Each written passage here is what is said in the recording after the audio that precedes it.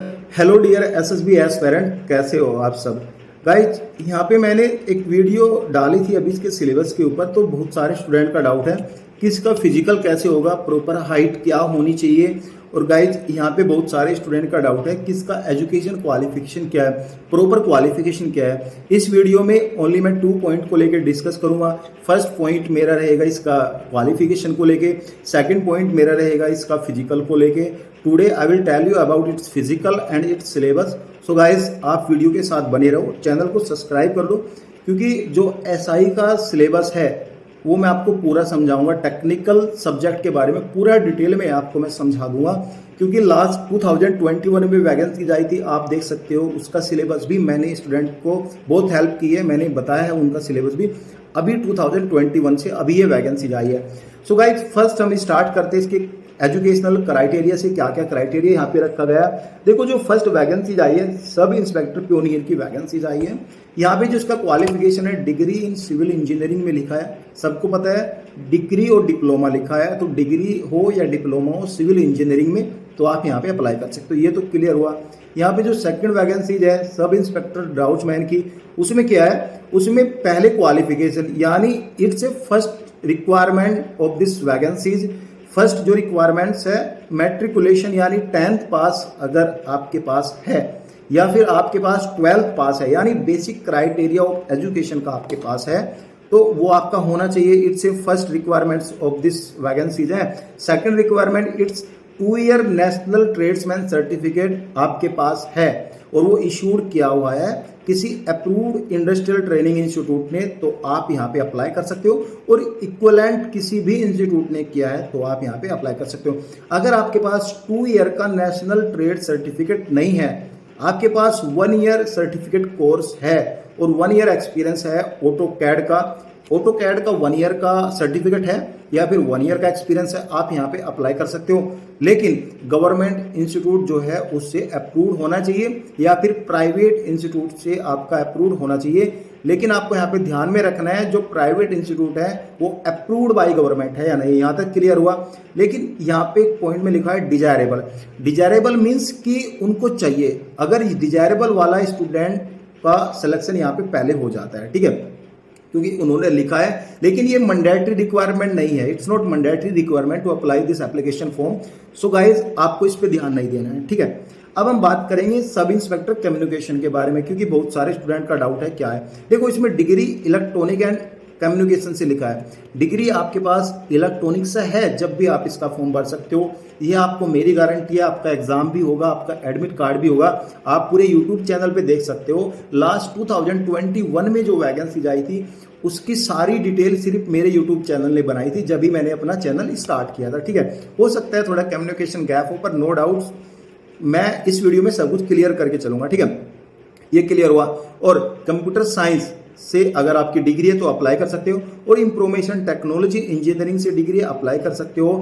Guys अगर आपके पास science है यानी आपने बीएससी की है, फिजिक्स और केमिस्ट्री मैथ से यानी पीसीएम से की है, तो आप जब भी इसमें अप्लाई कर सकते हो। अगर आपने किसी यूनिवर्सिटी से किया है तो ठीक है, किसी भी इंस्टीट्यूट से किया है तो भी ठीक है, लेकिन यहाँ पे अप्रूव्ड होना चाहिए। ये चीज़ क्लियर हुई।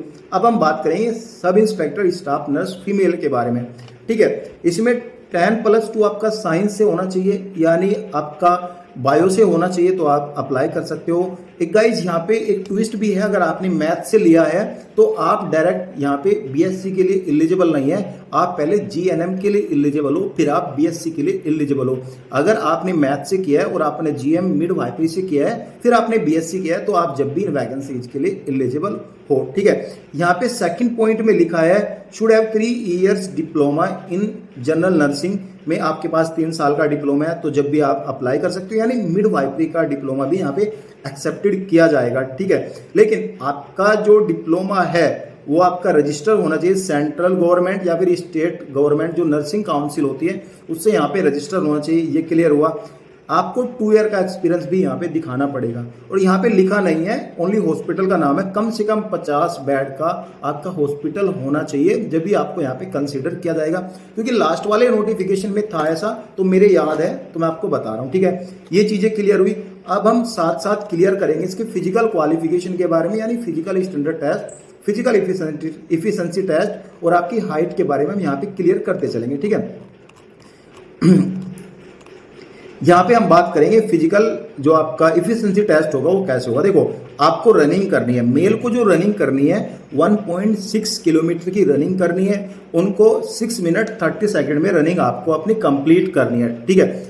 इससे लेट अगर आओगे तो भाई जॉब से बाहर हो जाओगे, ठीक है। फीमेल को सिर्फ 800 मीटर 4 मिनट में अपनी पूरी कंप्लीट करनी है, ठीक है। ये बात क्लियर हुई। अब यहाँ पे बात करेंगे पीएसटी किन किन स्टूडेंट के लिए एप्लीकेबल होगा, कम्युनिकेशन के लिए एप्लीकेबल होगा पीईटी, ठीक है। और गाइज यहाँ पे sub inspector staff nurse female के लिए एप्लीकेबल है, यानी सभी वैकेंसीज के लिए एप्लीकेबल है, ठीक है। यहाँ तक क्लियर हुआ। अब हम बात करेंगे हाइट के बारे में, जिसमें सभी स्टूडेंट का यहाँ पे डाउट रहता है। हाइट भी यहाँ पे आप सुन लेना, ठीक है। देखो, अगर आप यूपी से बिलोंग करते हो, यानी जनरल एरिया से बिलोंग करते हो, यूपी, हरियाणा, दिल्ली, पंजाब, राजस्थान, ऐसे स्टेट से बिलोंग करते हो जो जनरल स्टेट है, मेल की जो हाइट होनी चाहिए 170 सेंटीमीटर होनी चाहिए और उनकी जो चेस्ट है 80 सेंटीमीटर होनी चाहिए, यानी नॉर्मल। फुलाव के साथ आप 5 सेंटीमीटर ऐड करके यानी 80 to 85 सेंटीमीटर होनी चाहिए, ठीक है।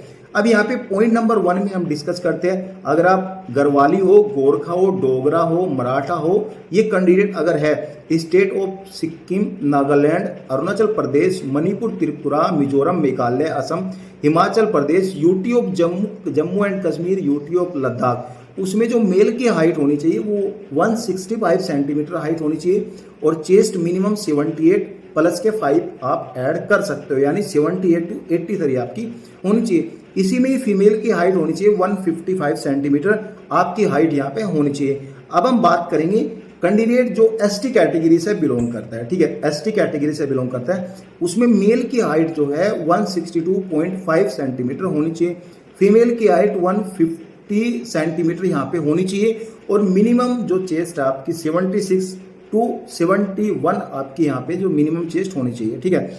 ये आपकी जो हाइट है, ये जो मैंने अभी बताई है स्टाफ नर्स के लिए एलिजिबल नहीं है। स्टाफ नर्स के लिए दूसरी हाइट यहाँ पे है, उसके बारे में हम डिस्कस करेंगे। स्टाफ नर्स के लिए जैसे मैंने ऊपर बताया, जो जनरल स्टेट हमारे हैं उनमें जो आपकी हाइट फीमेल की होनी चाहिए 157 सेंटीमीटर होनी चाहिए।